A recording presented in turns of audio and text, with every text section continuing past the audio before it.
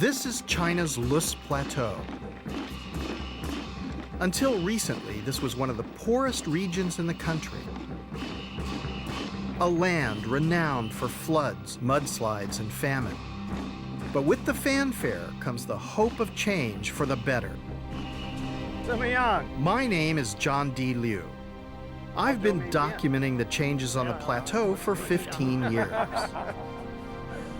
I first came here in 1995 to film an ambitious project where local people were constructing a new landscape on a vast scale,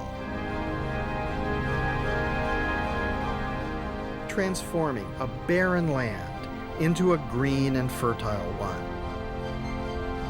The project certainly changed my life, convincing me to become a soil scientist. The lessons I've learned in the last few years have made me realize that many of the human tragedies that we regularly witness around the world, the floods, mudslides, droughts, and famines, are not inevitable. Here on the Lus Plateau, I've witnessed that people can lift themselves out of poverty. They can radically improve their environment, and by doing so, reduce the threat of climate change.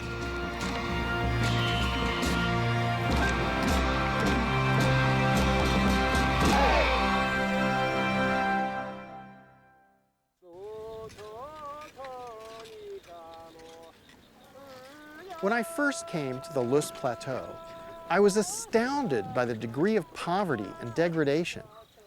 And I wondered, how could the Chinese people, the largest ethnic group on the planet, and my fathers and my own ancestors, come from a place that was this barren? China's Lus Plateau is a region that stretches for 640,000 square kilometers across north-central China. Unspoilt valleys in neighboring Sichuan show us how it might once have looked. It's the sort of natural abundance that is necessary to support an emerging civilization. How could a landscape with such potential have been reduced to this?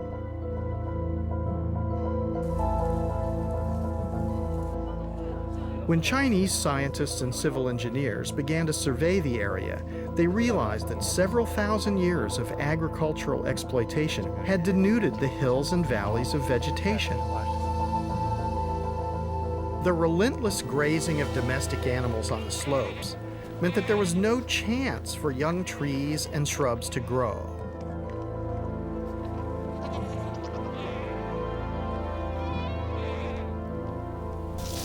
The rainfall no longer seeped into the earth, but simply washed down the hillsides, taking the soil with it. Over millennia, this progressively destroyed the region's fertility.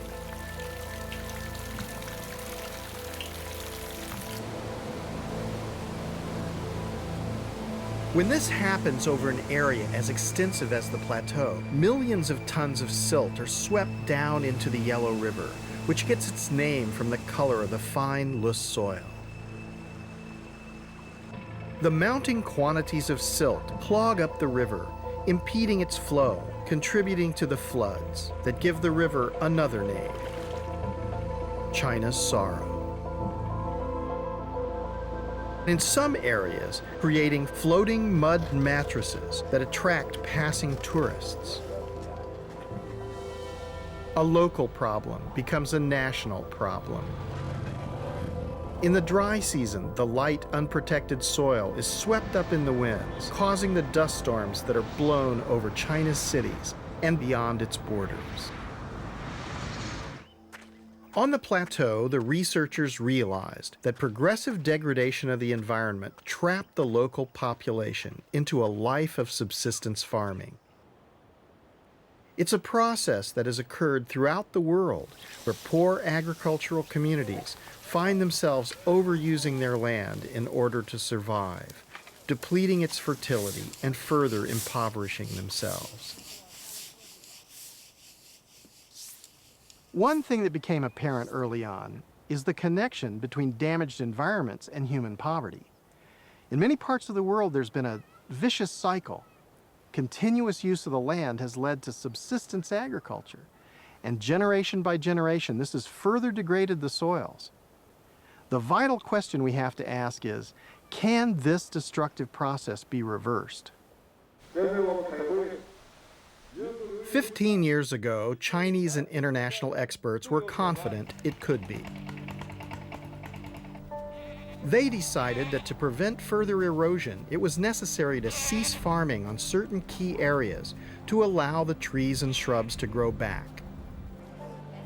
But this could not happen without the consent of the farmers themselves. They took some persuading. Of course, a lot of people didn't understand the project. They weren't thinking in the long term.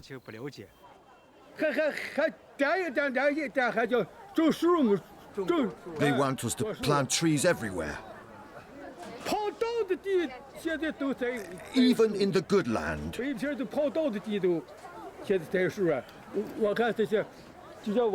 What about the next generation? They can't eat trees.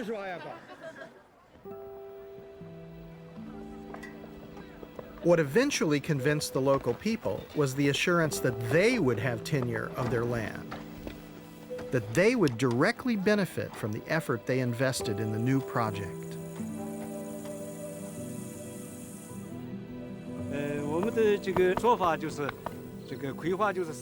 The goal was to give a hat to the hilltops, give a belt to the hills, as well as shoes at the base. The hat meant that the top of these hills had to be replanted with trees. The belt meant that terraces had to be built, to be used for crop planting and also for trees. The shoes were the dams which we had to build, so that the hills could grow back to life and our economy, as well as our lives, could improve.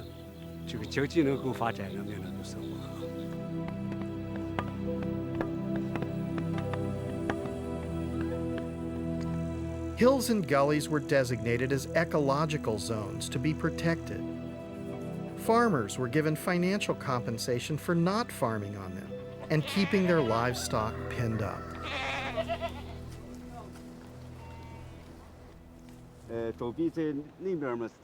When I first filmed Mr. Ta Fu-Yuan and his colleagues back in 1995, I had no idea this initiative could achieve such dramatic results.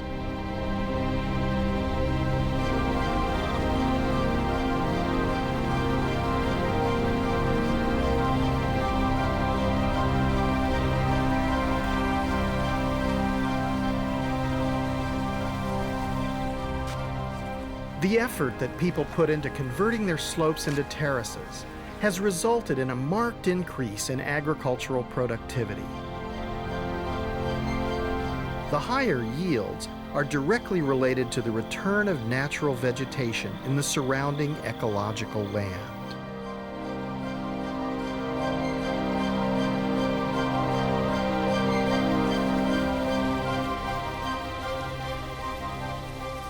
Now when it rains, the water no longer runs straight off the slopes. Trapped by the vegetation, it sinks into the ground where it is retained in the soil, taking weeks and months to gently seep down and irrigate the fields and terraces below.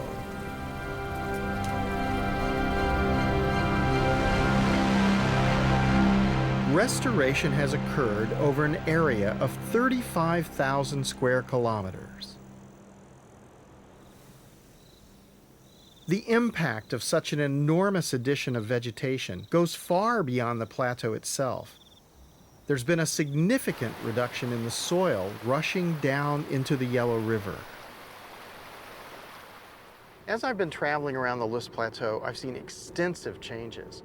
The vegetation cover on the hillsides, on the tops of the hills, and down in the valley, everything has changed. It's changed the lives of the people. And in fact, the people themselves have done this because they were the ones who changed their behaviors, terraced the fields, improved the soils, learn to protect the marginal areas. The changes are not simply on the hillsides. On the plains, you can see greenhouses that are filled with vegetables. This extends the growing season. It's very high value produce. The abundance and variety of new produce can be seen in the local markets. Follow-up studies have shown that incomes have risen threefold. And scientists point to a more global benefit. Plants, through photosynthesis, remove carbon from the air, countering the effect of human greenhouse gas emissions on the climate.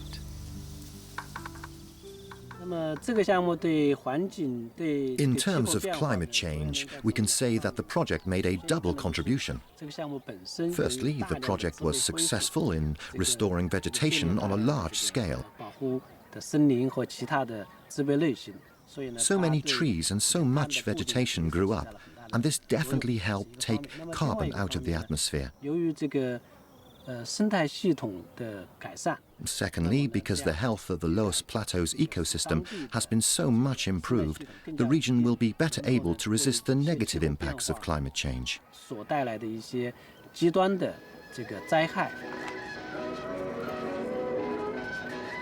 As a result of its success, the lessons learned from the Loess Plateau rehabilitation are now being applied all over China. But could such projects work elsewhere in less centrally controlled societies, with fewer resources and different soils?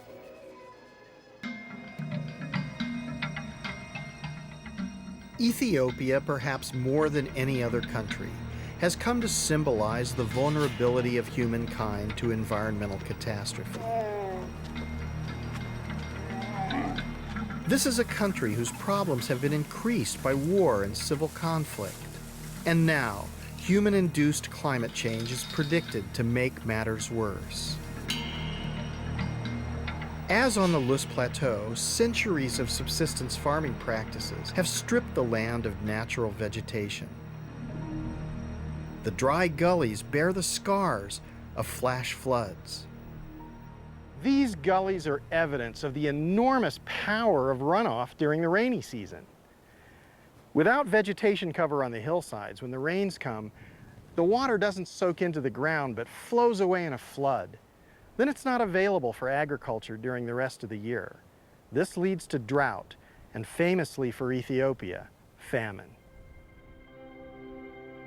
But just as I've witnessed in China, there is hope that the situation here can be reversed. Yeah, that root could survive? No. In just 6 years, Professor Legessa Nagash and local villagers have transformed a severely eroded terrain by planting indigenous trees and plants. Almost miraculously, a clear flowing stream has emerged where once there was a muddy trickle. How is it that it's possible for you to get the stream to flow throughout the year? It is because of the vegetation cover, which has been regenerating on this mountain. This water is maintained in the landscape because as soon as rain falls on the canopy on this vegetation, that rain then infiltrated gradually into the ground, ending up with this steady flow of this river. Water is life. Without water, nobody can do anything. I'm amazed, as short as 5 years, 6 years, you get clean water like this, provided you work hard for restoring this degraded landscape. About 1,000 kilometers further north, in the village of Abraha Aspaha, another near miraculous phenomenon is occurring. Farmers are finding water at the bottom of their wells, despite the poor rains this year. The famine of 1984 struck the people of this valley very hard. Many migrated, many died. Now the people are returning. The village chairman, Gabor Gade, remembers well how life used to be. 10 years ago, I'd say, even 5 years ago, I'll tell you what the situation was. It was absolutely terrible. The sun, the drought, the wind, it was all dry like the desert. There was a refugee program for our village, so we had a choice: leave the valley or do something. With government support, they applied the same principles as the Chinese, setting land aside for natural vegetation to return. In the ravines, they built small dams, which are now fed by underground springs. And like Professor Leges's stream, rain that fell weeks ago now slowly seeps through the subsoil, replenishing the supply of water.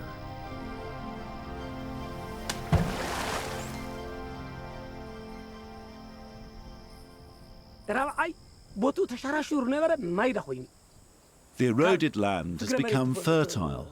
It's changed for the better. In the drought, our fruit trees dried up. Now they're coming back, and we're growing even more varieties. These are the real benefits we've seen. We have food security, and our children can go to school. Our lives have improved. We no longer need to beg the government for aid, thanks to the changes that we've made. Even wild animals which disappeared are returning, even the leopards. These villagers are now better able to withstand the impact of climate change. With international assistance, their achievement could be repeated across the country. The benefits, as Professor Legesse points out, would spread far beyond Ethiopia's borders. The most important issue for Africa, and I consider this Africa's 21st burning issue, is restoration. No matter what we do, we might be good at rocket science, if we are nuclear science, but the environment, restoring this huge, vast landscape, degraded landscape, is critical for Africa, particularly for Ethiopia. Half of Ethiopia is mountain, and this mountain system is degraded. And this degradation of this huge landscape, huge mountain chain of Ethiopia, is critical not only for Ethiopia, but also for the entire region. Consider Egypt. Look at the Sudan, where 86% of the Nile flows to these countries. How can we support life in Egypt without restoring Ethiopia's mountains? So this is regional, national, and international.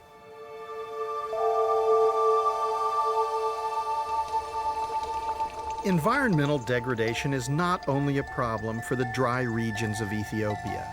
It can be just as devastating for countries like Rwanda, where rainfall is plentiful. This tiny country is grappling with the problem of a growing population, trying to eke out a living on a finite amount of land.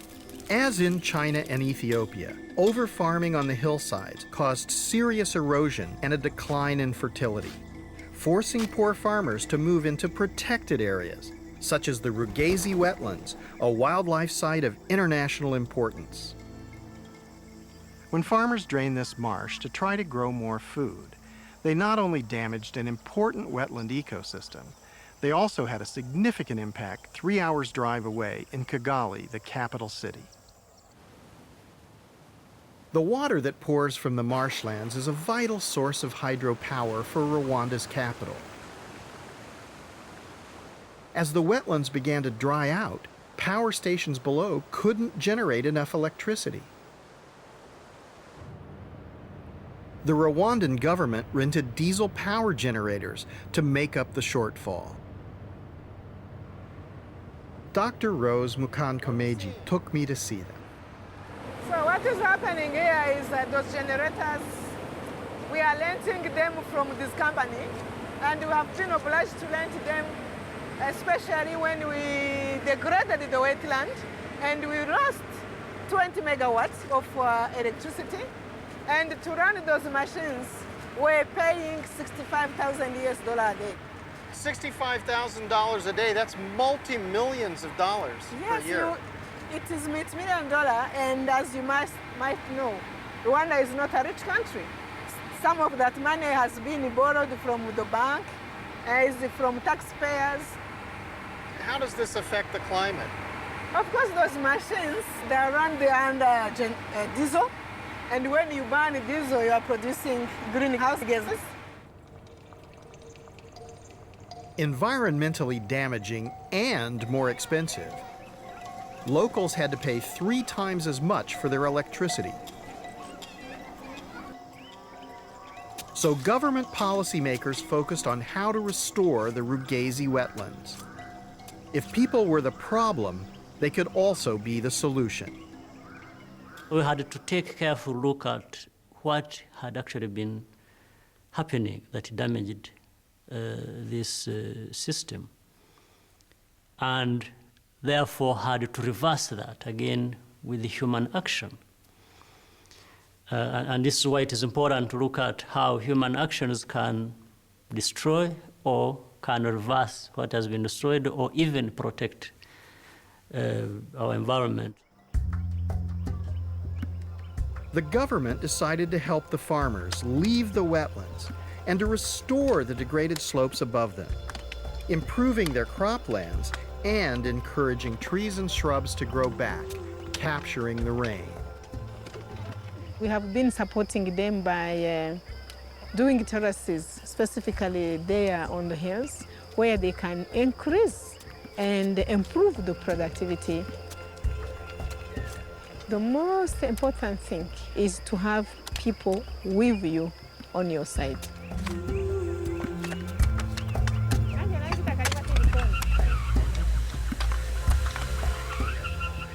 The wetlands are now recovering. Great volumes of water once again cascade down to power the hydro stations. Carbon-free electricity is replacing the diesel generators. Electricity prices have stabilized. Restoring and preserving natural ecosystems like the Rugazi wetlands benefits everyone, and so much more could be achieved. If we had more involvement by different institutions coming in to help with the available resources, Rwanda could do more, much more, and benefit much more, but so would other countries if such a partnerships and support were provided. What the Rwandans recognized is that the marshlands are far more valuable as a natural system providing water for energy than as farmland. This principle is the same for the remaining hillsides and ravines. What we're seeing here is very interesting because it's a line between human activity and natural systems. And in the human activity, we've been able to value the productivity from agriculture and give it a monetary value. But in the natural systems, we haven't been able to value the trees, the biodiversity, the water that's absorbed into the biomass and into the soils. And there's another vital service that trees and plants provide: photosynthesis. Vegetation reduces the greenhouse effect by taking carbon dioxide out of the atmosphere. Climate change is better withstood with trees. You know, humans, no matter how intelligent we are, no matter how capable we are with all our technologies, we are helpless in the face of climate change. We have not yet properly understood the miracles performed by trees.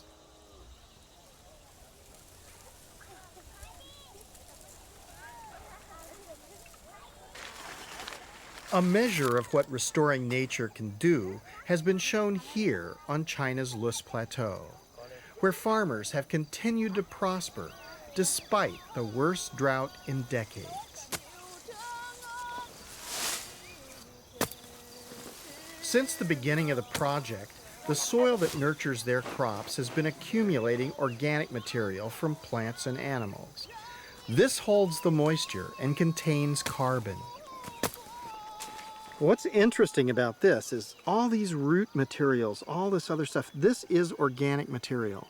And this organic material is mixing together with the loess, the geologic soils here, and it's making a living soil. This is where the moisture resides. Yesterday it rained and there's still moisture in the soil. This is where the nutrients are recycled so that each generation of life emerges here. And this is where the carbon is. What's interesting about this, they made this field. This is new. So they're helping to sequester carbon. Living soils like this retain on average 3 times more carbon than the foliage above the ground. If we were to restore the vast areas of the planet where we humans have degraded the soils, just think what an impact we would have in taking carbon out of the atmosphere. As much as 1/4 of the world's landmass has been degraded, and much could be rehabilitated in the way we have seen on the Loess Plateau. And we've only just begun to recognize the real value of natural capital. Surely investing in the recovery of damaged environments is a cost-effective way of solving many of the problems we face today. Why do we not invest an equal amount, if not more, into a shovel-ready technology, so to speak, which is nature's way of sequestering and storing carbon? It is actually by investing in our ecological infrastructure, in ecosystems, in expanding the ability of nature to sequester and store carbon, that we have the greatest opportunity to do something. And the wonderful thing is, it's not only carbon sequestration. We're also faced with loss of ecosystems that will affect our food security, our water security. We're losing species on an unprecedented rate. So maintaining, restoring, protecting, expanding natural ecosystems has multiple benefits, immediate in terms of climate change, but also fundamental to the future of many of the services that we simply take for granted from nature. My hope is that the developed countries, those most responsible for climate change, will recognize the enormous potential of restoration. What we've seen in China, in Africa, and around the world is that it's possible to rehabilitate large-scale damaged ecosystems. If we can transfer the capital, the technology, and empower the local people to restore their own environment, it'll have enormous benefits. Restoration can sequester carbon, reduce biodiversity loss, mitigate against flooding, drought, and famine. It can ensure food security for people who are now chronically hungry. Why don't we do this on a global scale?